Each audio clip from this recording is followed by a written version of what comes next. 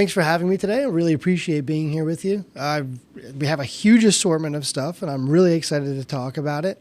But I think the first thing that I'm wondering is more about this huge hype that the entire world has been kind of seeing in the diamond industry, which is the hype around the lab-created diamonds. Can you just explain at first what a lab-created diamond is and how it's different than a traditional diamond that we would see in a store? Yeah, sure. So now just want to say that I only started selling lab diamonds about a year ago. Okay. I was very against it. Thought it was a fad. I thought it was just going to be around and then just disappear. But for about 5 years now, a lot of jewelers have been selling it, and they've been doing very well with it. It's a great alternative to natural diamonds. And so for the last year, I've been selling probably over 50% of lab diamonds. Wow. Compared to natural. And so with that said, let me get into what is a lab diamond. So lab diamonds, there are two types or two different ways that a lab diamond is created. The first way is Hpht, which is high pressure, high temperature. Okay. The second way is CVD, which is chemical vapor deposition. Now, Hpht has been around even before the 70s, but and I believe General Electric started making them. Wow. But the quality wasn't there. It wasn't as good as a diamond in the 70s. So what people used them for was for industrial purposes. So it wasn't for putting it in a ring, in a bracelet, in a necklace. Oh. But as time went by, the way they make it got better and better and better. And then I believe in maybe the 2000s, then the world started selling lab diamonds. So that's Hpht. Okay. Hpht, the way it's made, so because it's different to a CVD, you can actually, with a trained eye, you can actually see like a bluish hue in the diamond or a yellowish hue. So Hpht is nice, but it's nothing like CVD. So CVD came out 1980s, maybe even a little bit later. So that type of treatment. Now, that type of growth process, and with the reason why CVD is the way to go with lab diamonds is when it's grown in the CVD way, it's the lab diamond is identical in pretty much every way to a natural diamond. So if you compare a natural diamond to a CVD diamond, you cannot tell the difference. I cannot tell the difference. The only way you're going to tell the difference is if you put it in a machine, a special machine that not too many people have. We have one of the machines, and you put it in, and it actually brings up the I think it's fluorescence, so it has a little bit of a different color.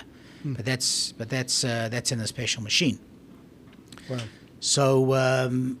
So these days, or most lab diamonds that are being sold online and in stores, they're selling them as lab diamonds. They're not selling them as lab diamonds Hpht treated or lab diamonds CVD treated.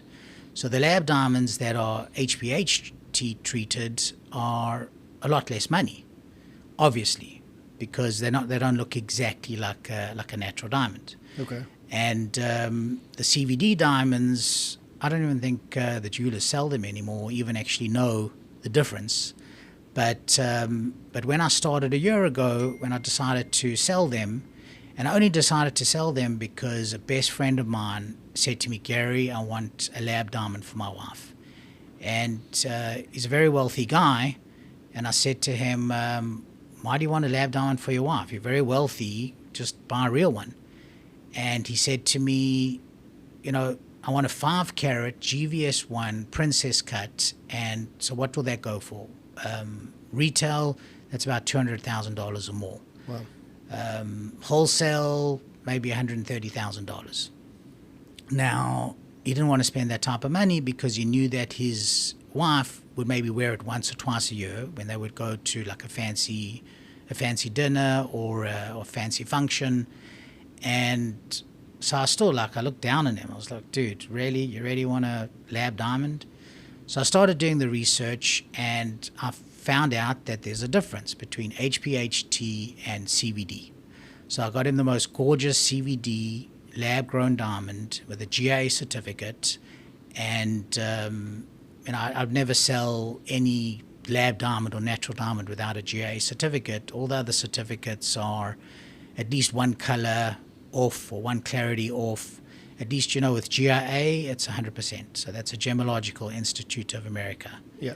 And so he was my first customer, and we put it, I showed him the stone, the lab diamond, and he absolutely loved it. We put it in a gorgeous ring. We made the most beautiful ring, which is luxury brand quality.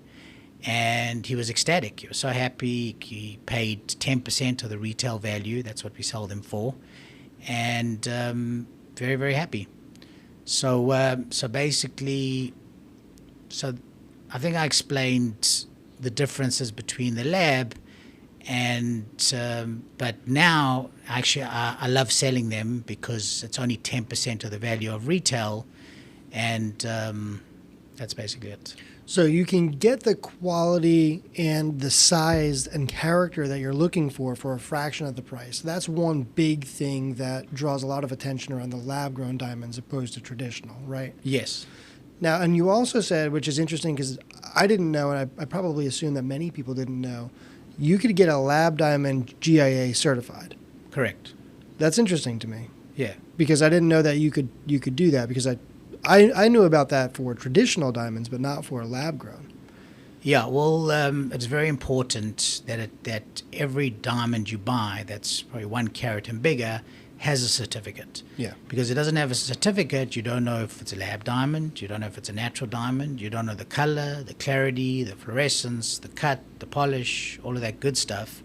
At least when you're buying a diamond and you get a certificate, you know. So there's many other labs. There's IGI, there's AGS, there's EGL, but once again, the only lab we use is GIA, which is first class. Of course, yeah, and I've heard of that before. Yeah.